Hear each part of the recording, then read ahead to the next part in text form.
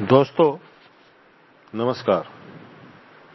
दोस्तों, कल वाली वीडियो पर आपने मेरे एक भी लाइक नहीं किया और ना ही उसे देखा। चलो दोस्तों, कोई बात नहीं, जैसा आपको उचित लगे वैसा कीजिए, लेकिन मैं तो एक बेशर्म सा इंसान हूं, वीडियो डालता ही रहूंगा। आज मैं आपको दो देवियों की कहानी सुनाता हूं, तो सुनिए दो देवियों की कहानी। शिलापुर राज्य की सीमा के निकटवर्ती वन में दो मंदिर थे। उनमें से एक मंदिर में प्रियंबा नाम की देवी की प्रतिष्ठा थी और दूसरे मंदिर में जगदम्बा की।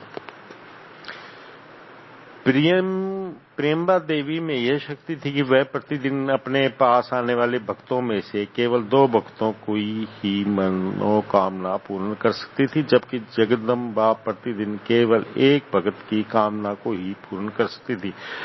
कामनाओं के अधिक फलीभूत होने के कारण ही प्रियंबा का मंदिर सदा भक्तों से भरा रहता था, पर जगदम्बा के मंदिर में भक्तों की भीड़ बहुत अधिक नहीं होती थी। इस कारण प्रियंबा के अंदर अहंकार घर कर गया था। कभी रात्रि के समय यदि प्रियंबा की जगदम्बा से भेंट हो जाती तो वह बड़े गर्व के साथ कहती, जगदा देखो मैं कितनी महाशालिनी हूं, तुम्हें देखकर तो मुझे बड़ी दया आती है। मेरा मंदिर भक्तों से शोभायमान रहता है, पर तुम्हारा मंदिर तो कई बार सुनसान रहता है, तुम्हें कितना दुख होता होगा। प्रियंबा की बात के उत्तर में जगदम्बा शांतिपूर्वक कहती, प्रियंबा इसमें दुखी होने की क्या बात है, हम दोनों ही तो भक्तों का हित और कल्याण चाहती हैं। जगदम्बा का उत्तर प्रियंबा को अत्यंत निराशाजनक प्रतीत होता। उसके अहंकार की तृप्ति न होती। वह तो चाहती थी कि जगदम्बा उसकी प्रशंसा करे और अपने भाग्य का रोना रोए, पर यहां तो बात उल्टी ही थी। एक दिन एक विशेष घटना घटी।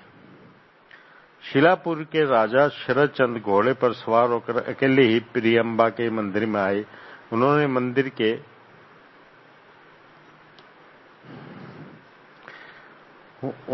मंदिर के सामने अपना घोड़ा रोका और उतरकर मंदिर के अंदर गए। राजा शरद चंद्र ने प्रियंबा की प्रतिमा के सामने प्रणाम करके कहा, देवी, मैं तुम्हारी महिमा से भली भांति परिचित हूं।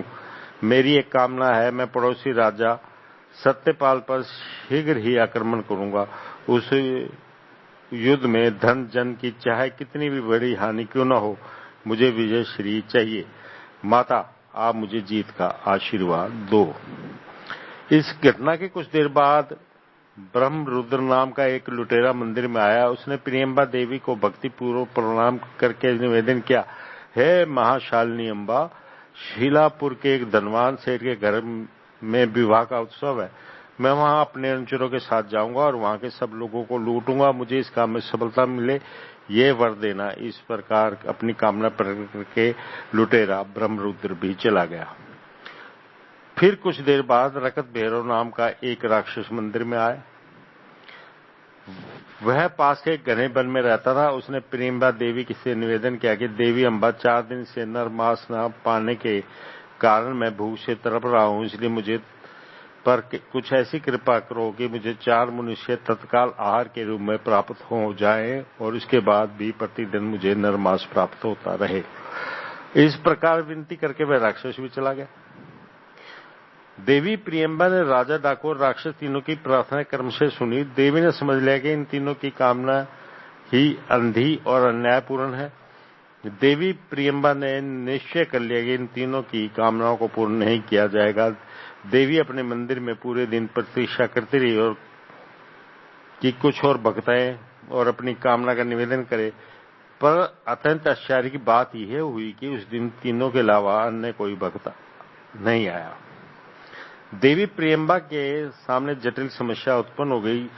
देवी में विद्यमान शक्ति का यह नियम था कि प्रतिदिन 2 भक्तों की मनोकामना की पूर्ति अवश्य करनी है। ऐसा न होने पर देवी की शक्ति का लोप हो जाएगा। राजा, डाकू और राक्षस की कामनाओं को पूर्ण करना अधर्म और अन्याय था।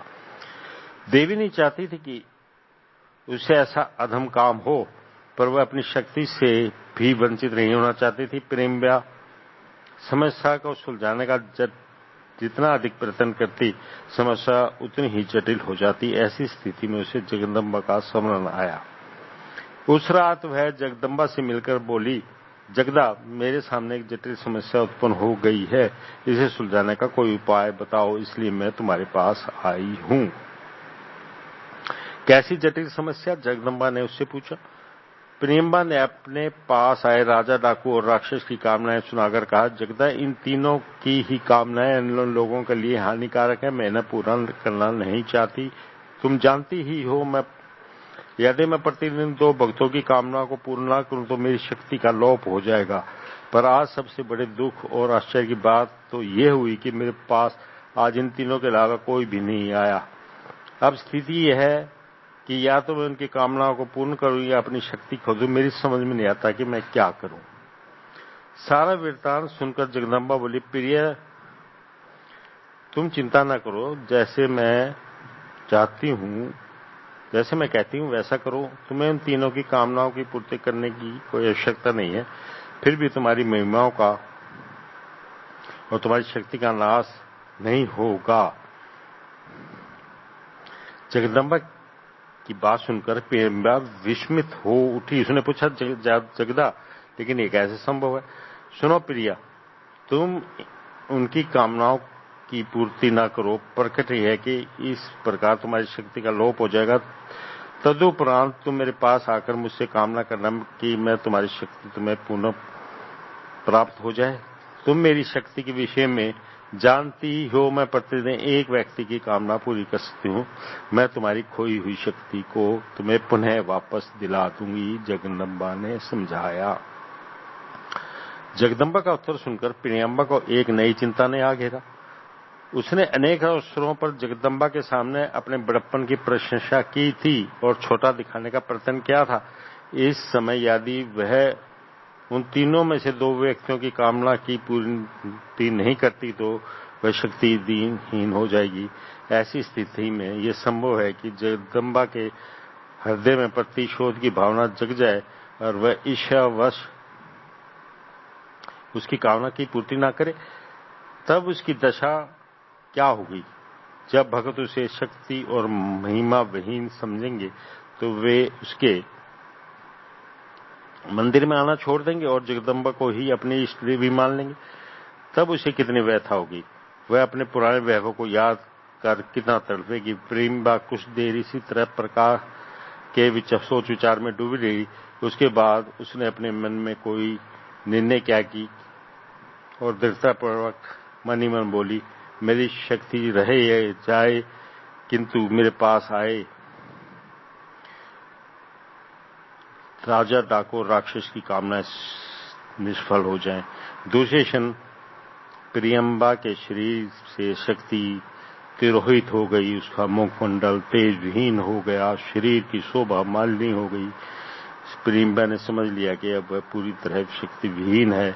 उसने हाथ जोड़कर बड़े विनम्र भाव से जगदम्बा से कहा, जगदम्बा देवी, मुझे मेरी खोई हुई शक्ति प्रदान करो। तथास्तु, जगदम्बा ने आशीर्वाद दिया। दूसरे क्षण प्रियम्बा का मुखमंडल दिव्य तेज से चमक उठा।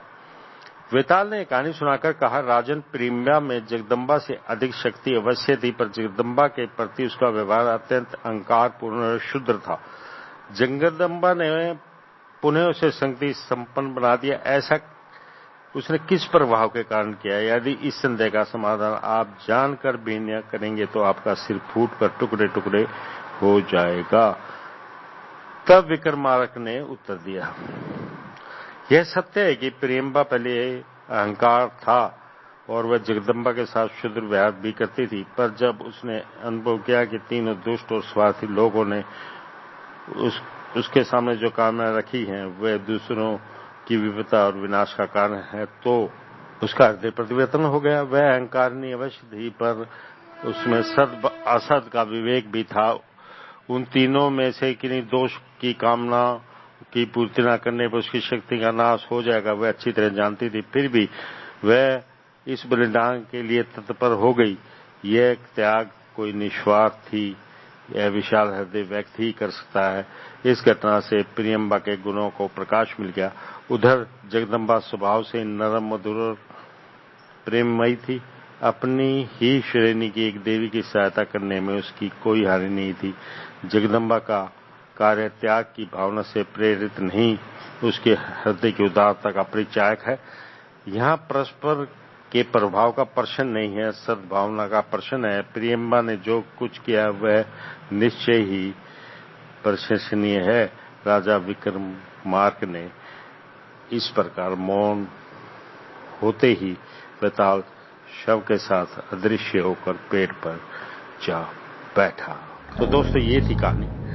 पसंद आए तो जरूर लाइक कीजिएगा और ना पसंद आए तो मत कीजिएगा। सब्सक्राइब करने का आपका मन नहीं है मेरे चैनलों को तो मेरे चैनलों को सब्सक्राइब भी मत कीजिएगा।